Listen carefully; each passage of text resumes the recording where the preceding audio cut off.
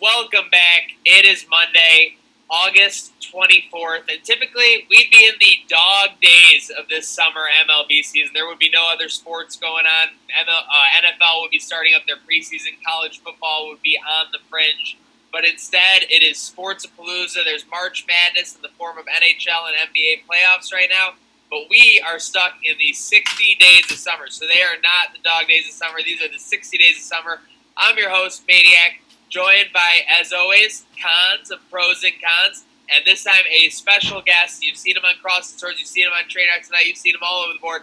Ty B in the building. The Toronto Blue Jays OG himself, along there with Cowboy Hova. How are we doing tonight, Ty B? Oh, absolutely great. Went to Brightsmith today, got a great meal, and great couple of drinks. I'm ready to talk baseball. I love what I've seen from my Jays this year. There's just so much to talk about in the baseball world. It's keeping us going right now. Obviously, we got playoffs in the NBA and NHL, but as we're getting less games there, we got tons of heat coming from the baseball diamond right now. Cons, where are we at, pal? So exciting. It's so dramatic. Like every week, some team emerges with some dramatic thing, even like the Blue Jays, and we'll get into it later. Just the dramatic finishes this team has had and the expectations, how everyone's just like freaking out about it. But it's just nothing short of, like exciting for baseball right now. And I think it's because of the shortened season. But wow, I've just been thoroughly impressed by every team, even like the Mariners. That's a great point. The drama has been turned up. We knew going into the season that every game was going to essentially be about 2.8 games or so because of the way the math worked out. But what we didn't count on was the drama from each game being 2.8 times the Amazon, whether you had the play at the plate Sunday night or you have, it being not acceptable to hit a 3-0 grand slam. I mean, what world we saw a 3-0 grand slam this year already. Or no, a 3-run home run, I'm sorry. But I digress. On 60 Days of Summer, we take a look at all the MLB storylines throughout the diamond and outside it as well from the fan perspective. Sponsored by Pazda Electric, 716-698-2711. Any commercial, residential, electrical projects, or even if you have a question, commercial or residential electrical projects, Pazda Electric is your go-to, 716-698-2711. So baseball in Buffalo is still going on, but leading off, what surprised you guys most this week? What storyline are you looking forward to tracking? Let's start it off with Cons. Yeah, so we talked earlier, when we started this about the Oakland A's. Watch out for the Oakland A's. Watch out for the Oakland A's. And we were kind of like, yeah, we'll see where they are. But they're the first team in the AL to 20 wins this season. And Matt Chapman, 3 home runs in his past 4 games, 15 extra base hits, including 7 home runs, and 18 RBIs in his last 15 games. I mean, that's impressive. And the most impressive thing the thing that surprises me about this team is they're not just doing it, they're dominating. And they're playing the Rangers and the Astros coming up in back-to-back series. So it'll be interesting to see, what else we see from this team. But I am just thoroughly impressed from top to bottom with this team, especially Matt Chapman. I think for me, Cons, it's got to be the Blue Jays, but for their power. No one expected this power early on. They're tied for the 4th most home runs in the league there with the Yankees, only trailing the Dodgers, White Sox, and Padres, teams that have absolute mashers on their roster. Obviously, you sort of expect it from guys like Vladdy and Rowdy, but those aren't the guys who are necessarily doing it. You're getting it from all over. Teoscar Hernandez is on absolute fire right now, mashing the ball. The same thing, Randall Grichuk. He's, slowed down a little bit, but he's caught right back up. He's hitting the ball very well, and these aren't just, get right over the fence home runs if you're playing in a minor league diamond. We're seeing these guys hit 450, 460-foot home runs, just absolutely clearing the fences. And if this is, anything like we're going to see for the rest of the season for the Blue Jays, it's going to be a very exciting last month of the season. Most definitely. It is going to be a sprint. There is no marathon in this season with the 60 Days of Summer. One thing I got to say is, what a time to be a California baseball fan. I get it. The San Francisco Giants have had some success the last 10 years, but Dodgers have been consistently good the last few years. You have a strong start this year for the A's. And then, of course, you have the Los Angeles Dodgers. Speaking of exceeding expectations, everyone knew the Dodgers were going to be a team to be feared this year, but I don't think anyone saw them winning 22 of their first 30 games. Very impressive start for them. But with that said, Cons, your least favorite team in the MLB, holding the state of California back, the Los Angeles Angels. Real quick before we get into more Buffalo Blue Jays talk, What's going on with this guy? Can they ever be good with Mike Trout? He's playing out of his mind. It's not even so much Mike Trout. It's the fact that I was so fired up for Anthony Rendon, and he is producing. It's just they can't get it together. You think you get Joe Madden in there, you're like, okay, perfect. Trout's got a manager, and then Ohtani's there. He's a two-way ball player, and then Ohtani his arm just dies. It's just gone. So then you lose that, but it's like, what is wrong with this team? I had a 16 parlay that I bet, and I just needed the Angels to win and beat the Giants for $700. And what happened? Yeah, wounded duck. Exactly what happened. They're my least favorite team right now. Sorry, Mike Trout. You're one of my favorite players. Your team stinks. Tale as old as time on that one. Tybee, you got any diagnosis for the LA Angels? Yeah, I think Khan's kind of hitting the nail on the head right there. You're just not getting complete ball games from them. They're blowing late leads. Sometimes the starters are just blowing it before you even get a chance. It's a little bit of everything for them right now. I think, this short season might be what they need going into next year, where you get that cohesiveness in this short span of time. It might not all come together right now, but, you just continue to mix it and slowly cook it up for next season. And you get all your eggs in a row, and you prepare for next season. I just don't think, they're going to be able to do it this year. I don't see a way they're going to be able to get over the hump. They're going to have to, go on an absolute crazy run, which, the Nationals did last year, but you don't have that time this year. More teams in the playoffs, but still, I don't see it happening. Yeah, that would be a crazy run to make up even in 60 games, but much less half of 60 days of summer. And speaking of 60 days of summer, obviously, again, talking about the LA Angels, one of three teams besides the Cardinals with only single-digit wins right now. Speaking of this 60 days of summer, speaking of the unique season, for the first time in 100 years, obviously, again, baseball, Major League Baseball in Buffalo, in the form of the Buffalo Blue Jays. So they got hot last week, gents. Unfortunately, dropped the series this past weekend. Lost Saturday and Sunday. But as we record this right now on 8/24, shout out Kobe Bryant, it is 5-3 Blue Jays in the top of the eighth, courtesy of a big late inning bomb by Randall Grichuk. So where are we at with this squad, guys? I'm falling in love.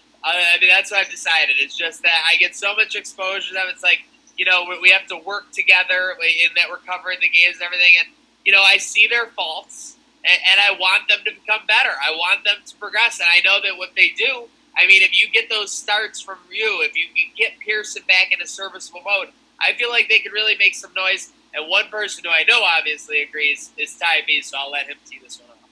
Yeah, seriously, you're getting contributions from all over that lineup. Even at certain times, you're getting some stuff out of Santiago Espinal now having to step in for Bo Bichette. He had a span of a couple extra base hits in a row for a couple games. So guys are putting things together. You look at even that bullpen. You're starting to slowly put things together there.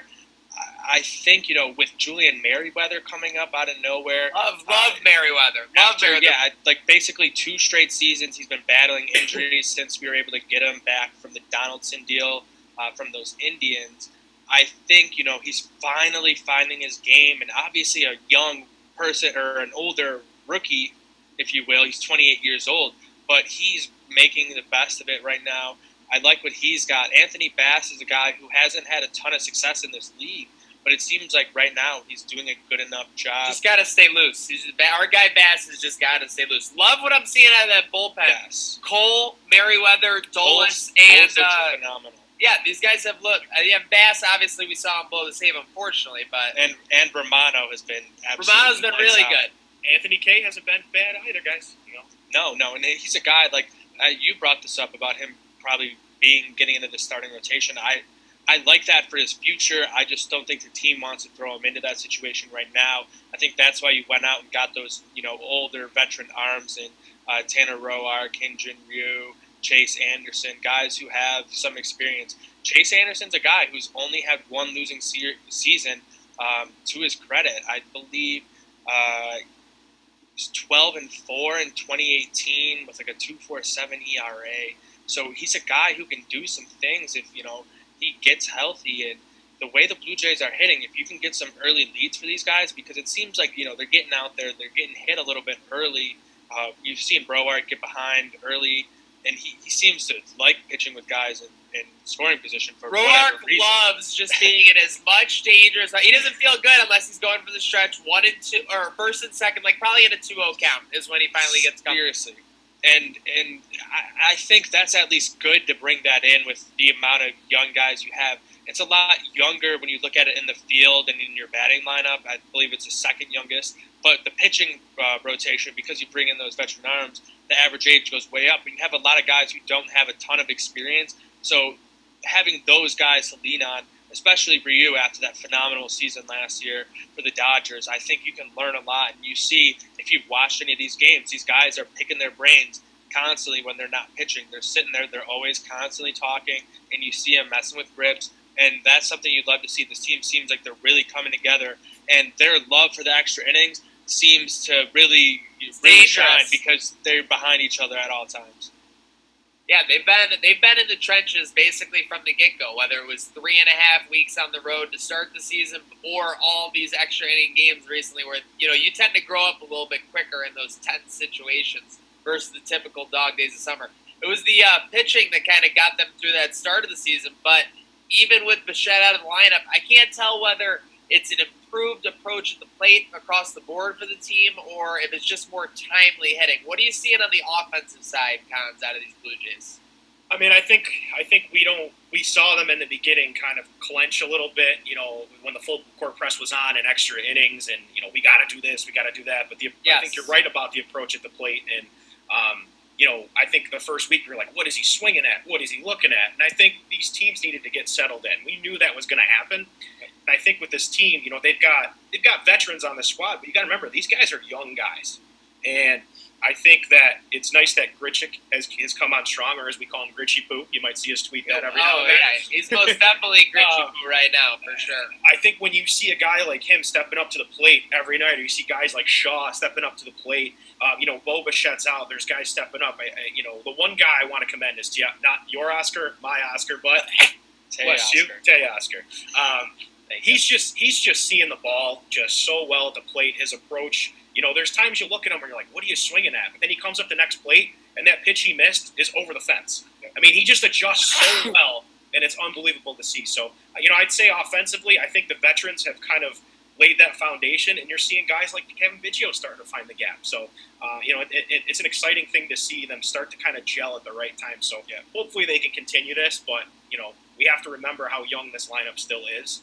Yeah, so, it really did feel like they were pressing early on in those games. But now that they've found a home, if you will, they have a spot to lay their head and set their belongings a little bit. You have that comfortability now, I believe, at least to some degree. So that has really, really spurred this offensive streak you go on. I think that took a lot of pressure off of them, those guys, especially the younger guys who've had experience there in Buffalo. They've played there a lot. So, that gives them that extra little – that boost that they've sort of been looking for, that pressure that you feel early on in the season, especially in the 60 games. It's like we got to come out of the gate and firing on all cylinders, but they were moving around so much. But now they got their feet down and they're going to be pushing. They're right there for the wild card right now. I'm very excited. And one other thing I wanted to add too, not to kind of carry on here, but I am just so impressed with Danny Jansen. I am so impressed with how much he's grown over the season. Just the first week, I was like, man, I don't know if this is the guy, but just the way he's controlled the staff with how many guys have gone out, how many guys have come in, pitch location. I talked about this with my problem with Reese McGuire. I don't dislike Reese McGuire. I joke around about it. But when you want a guy to hit a spot and he's missing, like way up, put your glove lower. Jansen's got control of his staff now, and it's starting to show. So, I'm excited for him. He might be one of my favorite catchers right now. And I didn't even go into the season with any expectations. I'm a huge Buster Posey fan. Not saying he's Buster Posey, but really liking his growth this year. And I think he's just going to be one of the best catchers moving forward in the AL East as time goes on. So wanted to give a shout out to him and how he's played. Hey, facts. Shout out to them. And, besides his recent struggles, he's had about a tough last week and a half, even though he was the hero in the 8-0 comeback. Rowdy T powering through that homestand that we were there. He's looked very comfortable as well. He's added a couple circles out in the parking lot. So it will be very interesting to see where these Buffalo Blue Jays go. And we are right now, they're at the bottom of the 8th. Our guy Dolison, I'm working on a full count to the opening batter. But the standings. So the Blue Jays for the first time, they got above 500. Now they're back to 500 in a very competitive AL East, where the Baltimore Orioles are 14-14, the Yankees are 16-9, and the Tampa Bay Rays are leading the pack at 19-10. That's their first, the AL East of the standing shuffle. Besides what you're seeing in the Blue Jays division and the obvious implications there, what else is surprising either of you in the AL? Let's start with Ty B. I don't know if this is really surprising or not, but this is just the one trend you're really seeing right now is the top teams in each of these divisions are really, really starting to beat up on those bottom teams.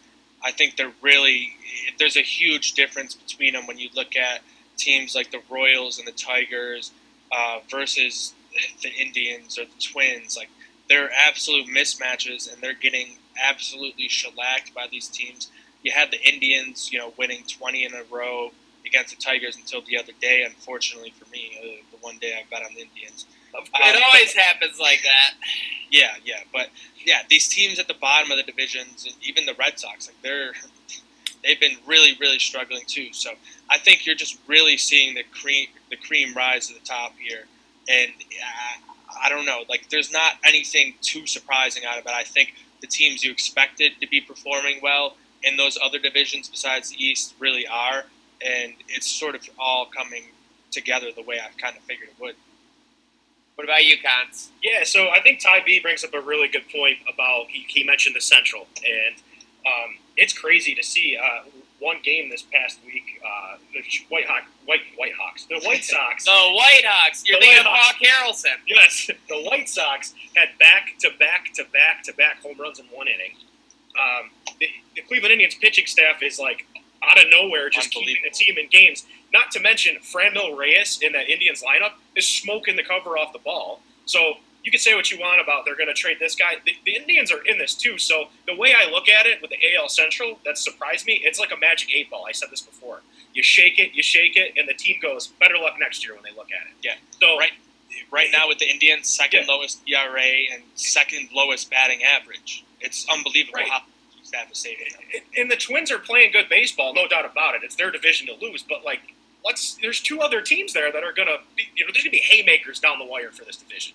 And I think that's crazy because we thought the Central was going to be just the Twins, they're going to run away with it. But let's face it, there's two other teams in that division. They're going to beat up on each other to get that. I wouldn't be surprised if the Central had an extra team in the playoffs. Just saying.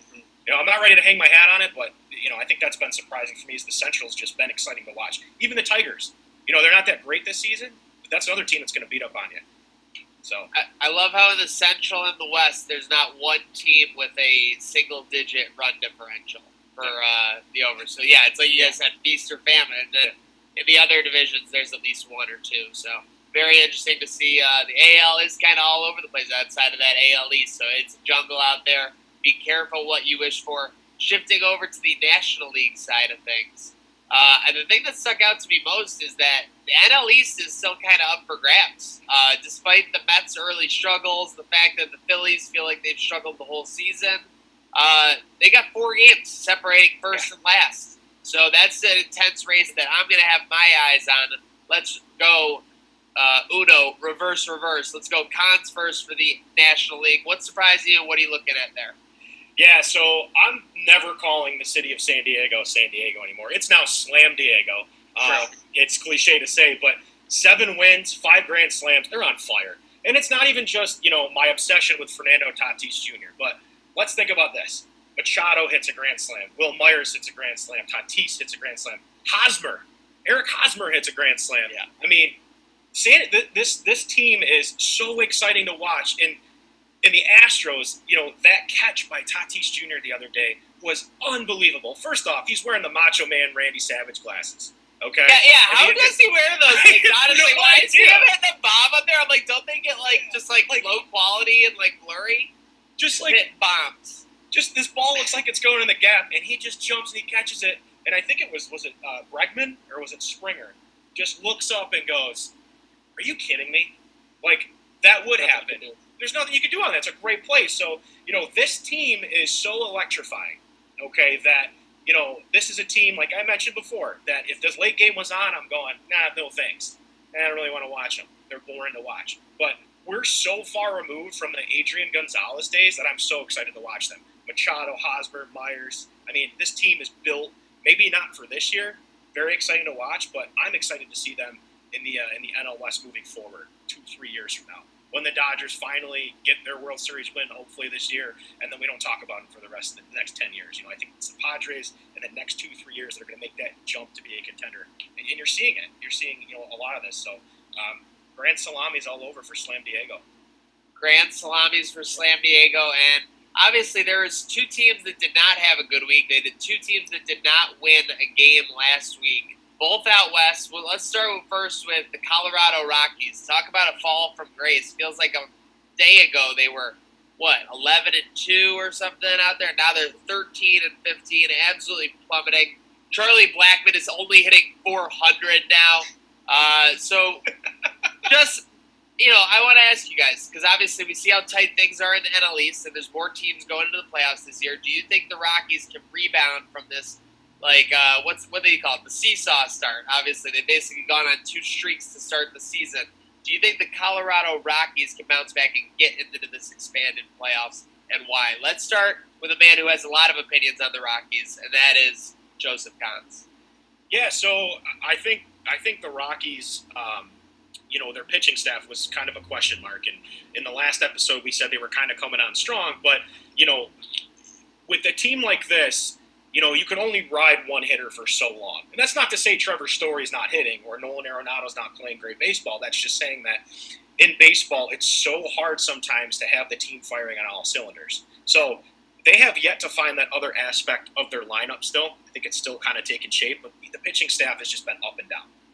I think that in order for them to be successful moving forward, they really got to sort out that pitching staff, or it could spiral out of control fast.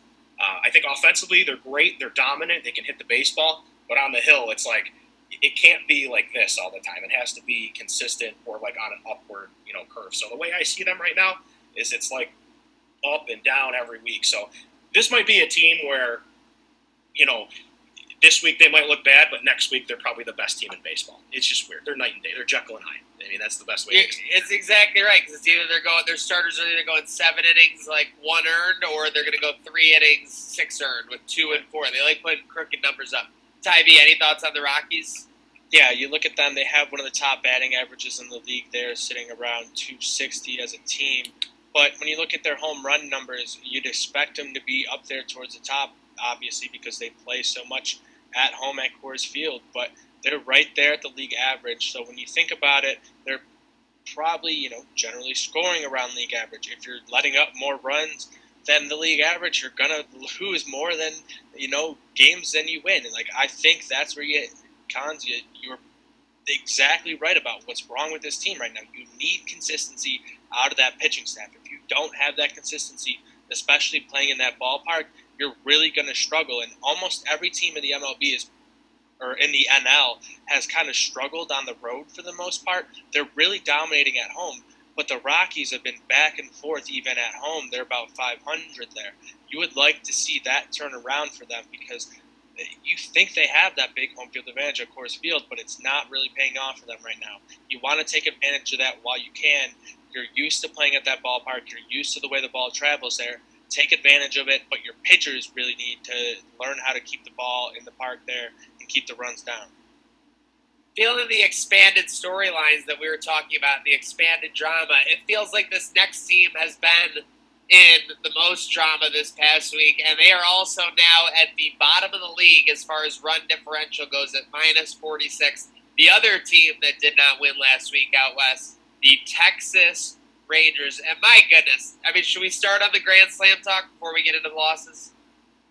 We won't spend much time on it, but it's just absurd. These guys are making millions of dollars. These athletes are making thousands of dollars every time they throw a pitch. It's a quality game. If you want to swing on 3-0, then you swing on 3-0. Every pitcher who came out vocally the next day was saying, don't get to 3-0. Don't throw a 3-0 meatball is actually that's the mindset you should have if you're a pitcher. Exactly. Because I get why it's an unwritten rule, especially back in the day when you're specifically only looking at certain numbers, and we're not looking into analytically further into things. as we are now, you look at someone who comes in a bad situation and, they get dinged up. Like, the team is already getting killed. Like, you might, throw that to the side nowadays when you look at everything. But when you just look at everything in the grand scheme of things back in the day, you don't want those inflated numbers for certain pitchers because every run they give up is costing them money. But you got to think on your own side, if you're the hitter, if you hit that home run and you get that grand slam, that's money in your pocket as well. That's feeding your family. So that's why you hear these pitchers nowadays. You got to come in with that mindset. That's why Trevor Bauer was so behind him and so many of these other guys. Don't get yourself into that situation. Don't go down 7 runs because we saw the Blue Jays come back after going down 7 runs in the the top of the first. Things can happen in this game. Baseball is the one sport that doesn't have a time limit. The game is not over until you get 27 outs. Love that thing about the game. Cons, do you ever swing 3-0? Absolutely. Why the heck wouldn't you swing 3-0? Here's the thing that give it to me. Here's the thing that really makes me mad. Not because I stand the Padres, not because I love the Padres team, but in a sport that's not well marketed, it hasn't been well marketed in, gosh, I don't know how long.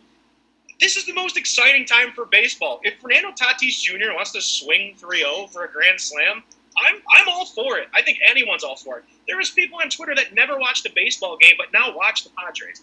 Honestly, I'm a huge Yankee fan. I really am.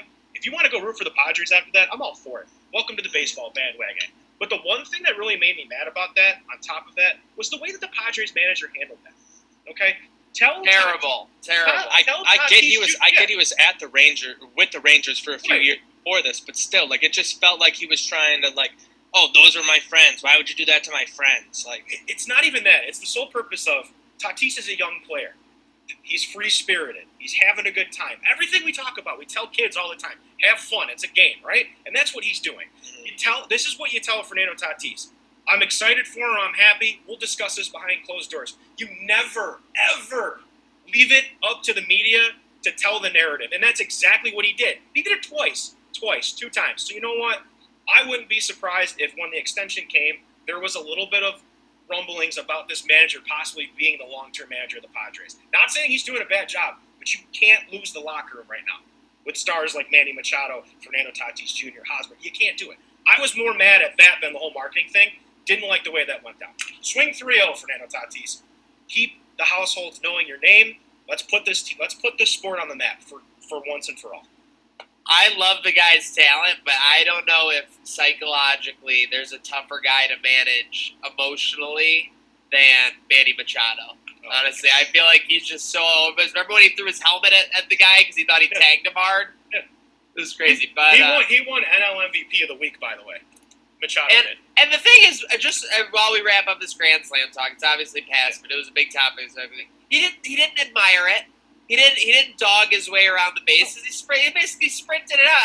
I just could not believe that nonsense. Sounds like you guys are on the same board, so let's not even dedicate another minute to it. But speaking of Tatis Jr., obviously, we've heard Cons' love affair with him as this show goes on. Same with his Bieber fever, which we'll be getting to momentarily.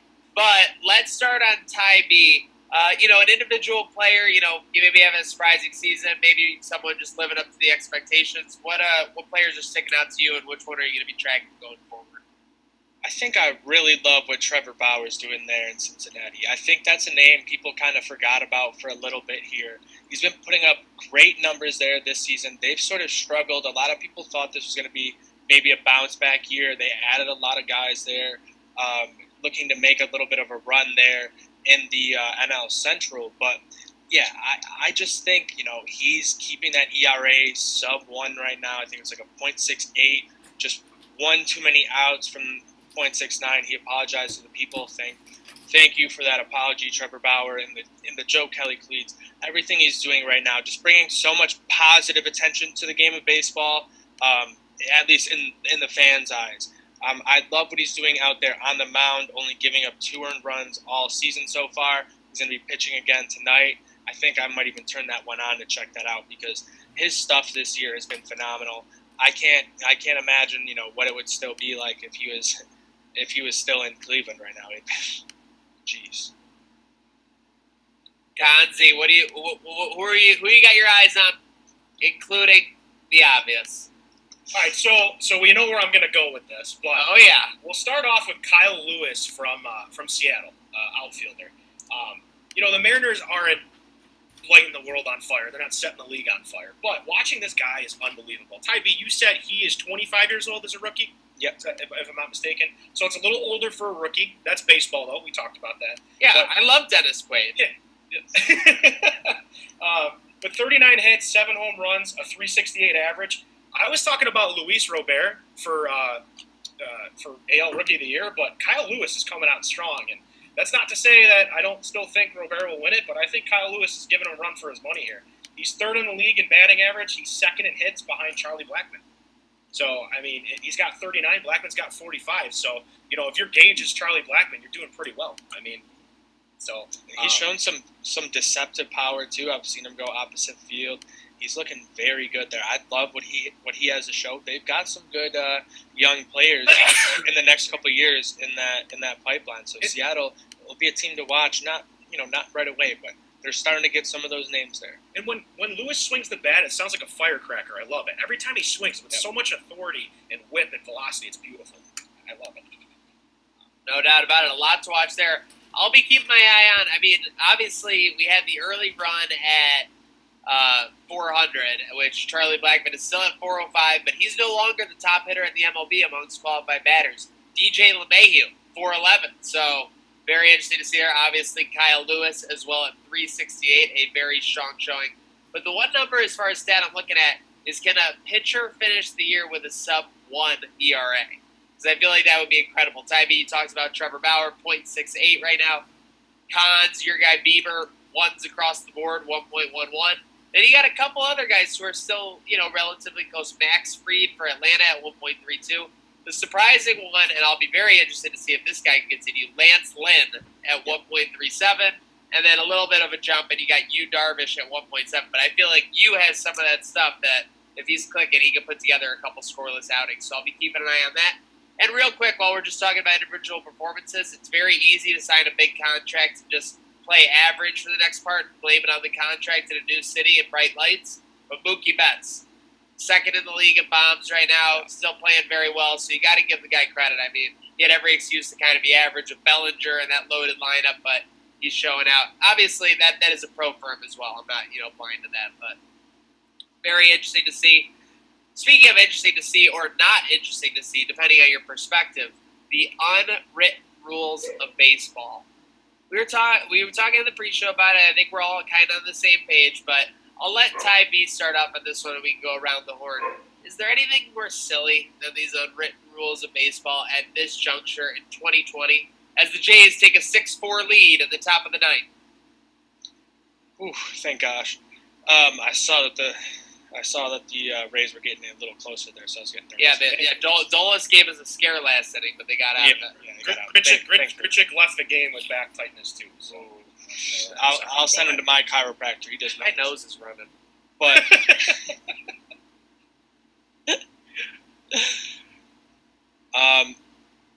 I completely forgot what we were talking about now. We were talking about unwritten rules of baseball. So most of them are silly. Like when it comes to the point of taking the fun out of the game, that's where it gets ridiculous. Like I get sort of the unwritten rules in there to police yourselves, similar to as it is in hockey, like not taking shots from behind, shots at guys' heads, things like that, like hitting the captain high. Like you're gonna have to answer for those sorts of things. I guess like that can still be in baseball. Like you go in dirty on a slide, like you might throw behind something. Like, if you chase Utley something, that's a totally fine unwritten rule. But just to throw at someone high and in because they crushed a home run on you, like suck it up, throw a better pitch. We talked about it a little bit earlier in the show. You got to be better sometimes, and some of these guys, like you're a professional athlete, you're held to the highest standard possible within this game. You have to live up to it at some point. I know the pressure is huge on all these guys, but you're signing up for that when you're signing these contracts. You know what you're getting yourself into. So let's enjoy it while these guys can, because they're not all going to be there forever. Have fun with it, but some of the stuff, like I would never bunt to break up someone's no-hitter. I would never do that. Like, if I'm going to get on, it's going to be fair and square. Like, I would never do something like that. But how about when that guy things like that, keep leaned in? him in. How about when that guy leaned into Scherzer on his perfect game, ninth inning with 2 outs? He just gave a little elbow out there and nipped him. It was like basically 4 inches in off the plate, and he leaned into it. Yeah, Unreal. I would never do something like that. I'm always taking anything if it's at me, but I'm not leading into nothing. Yeah, so I think there's certain unwritten rules that help the game. There's pros to it and there's cons. So I think That's just great branding right there. I don't care who you are.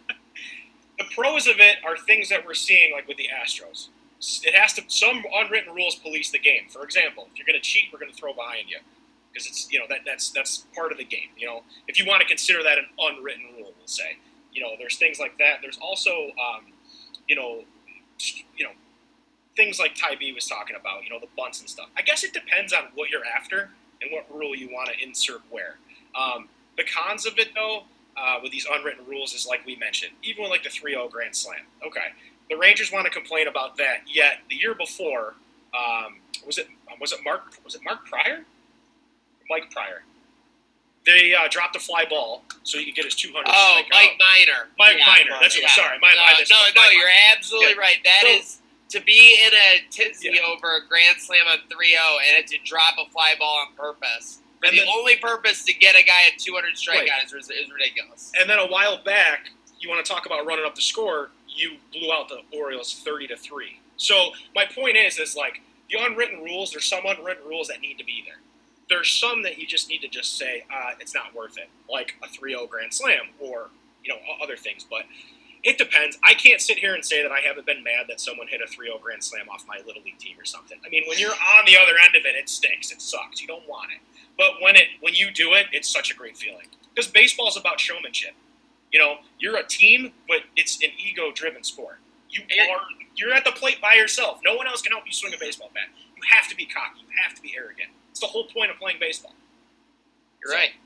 I don't know how it transitioned to being cocky is the whole point of playing baseball, but we got there somehow. Yeah. Kudos to that. Yeah. So, I think we're all basically on the same page there, if not at least in the same chapter as far as the unwritten rules. So we are winding down here, but before we do, you have any award frontrunners for the Rookie of the Year, Cy Young, or MVP? Any picks for these? I'll let either of you tee them up if you got it. Cy Young, I'm going Bieber and Bauer right now. I think those are kind of obvious choices off the jump. But you got a ton of good guys in the NL right now. But like what Bauer's doing, if he's able to keep that up, obviously he's only had 4 starts compared to a couple more for some of the other guys. But what he's done so far has been phenomenal. I think Mookie might be up there in the running for that NL MVP with what he's doing out there. If Blackman could turn that team around and get into the playoffs, he could be in that consideration. AL MVP, I think that's something for the next couple of years that's going to be up for debate because Trout can still put together crazy seasons, and if he doesn't get in the playoffs, how much does it really mean when some of these other guys are getting their teams those extra couple wins that get them there, get them the division, etc. So I think that's going to be something fun to watch and monitor this last month. It's a great point. From one Bieber to another, everybody strikes out sometimes. What else can you do when that fastball is pounding the zone? Shane Bieber is unbelievable, and I'll tell you why he's my. I almost just retired from bias, but I'm back. You brought me back in the same breath.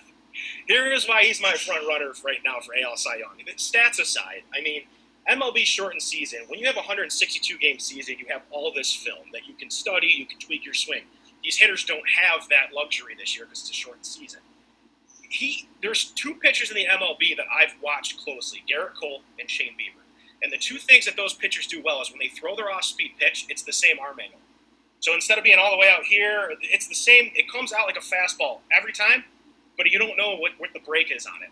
And Terry Francona said this. He said, the coolest thing about Bieber is you don't know what pitch he's going to throw, and that's why he's so effective. So these hitters, it's already a mind game for them. It's a shortened season. There's all this built-up anxiety. How are they going to adjust? They may not ever adjust. The guy's got 54 strikeouts, which, by the way, my prediction was by mid-August he'd have 54 or 50. He's at 54. He's the most since Pedro Martinez in 2001 to do that. And his strikeout rate's gone from 24.3% to 42.9%. So, I mean, it's alarming. I mean, so basically when you go up, you're basically 50-50 to strike out against I think he's only 25, too, yeah. And the cool thing is he's toying with people, too. Like, he's so calm on the mound, but, like, you watch him, he'll go down 2-0, and the guy will be like, I'm going to walk. I got him. I'm going to walk. And then he just fires off, snaps off 2 lampshade curveballs, and he's back 2-2. That's unbelievable. Just impressive to see. That's my AL Cy Young front runner right now. So, Speaking of curveballs, one shout-out, Zach Greinke for the 57-mile-per-hour curveball, calling his own pitch the other day. Love to see that. I love to see a good eephus pitch. Was that a curveball or an eephus? No, it was a curveball. Yeah, He was calling it. it. Gosh. Yeah. He's quite the character, isn't he? I've never liked Greinke, but he's quite the character, let me tell you. He really is. I mean, I feel like his personality is fun. very endearing if you're like on his team too. Yeah. Well, I guess he's like the Brad Marchand of baseball, kind of, right? No. I think that's fair. Talented, kind of an enigma. He had that huge contract back in the day. Wasn't it like 7 years, 210 back before they were getting that money. Something, yeah. Wouldn't come to the Yankees. Wouldn't come to the Yankees like a big. I wouldn't either. Yeah. Well, I'm about to hit free agency in the show. I'm not even sniffing a Yankees contract. Sorry, boys. Ooh. We're gonna pretend we didn't hear that. Sorry, boys, indeed. And it's been 60 Days of Summer, brought to you by Pazda Electric, 716-698-2711. Gents, don't mean to kick us off, but anything we want to get to before we sign off here? Great night of baseball ahead Monday night. Sports are great. I'm so bad. I'm just excited to get back to Seneca One Tower. Going to be lots of fun. Lots of great Blue Jays games coming up. You got the Red Sox coming to town, the Yankees coming to town twice in September. So it's gonna be a hell of a run to that wild card for the Jays. One last thing. I mean, it's been great being in Seneca One Tower to cover these games, and the Red Sox come to town, and I wouldn't be surprised if sparks fly. Honestly, I think we're going to see a lot of home runs this week from the Blue Jays. So, wow, we're going to see some sparks from the Blue Jays. Obviously, there's one more thing that, we've got to say before we sign off. We got the Blue Jays at the bottom of the ninth as we record here.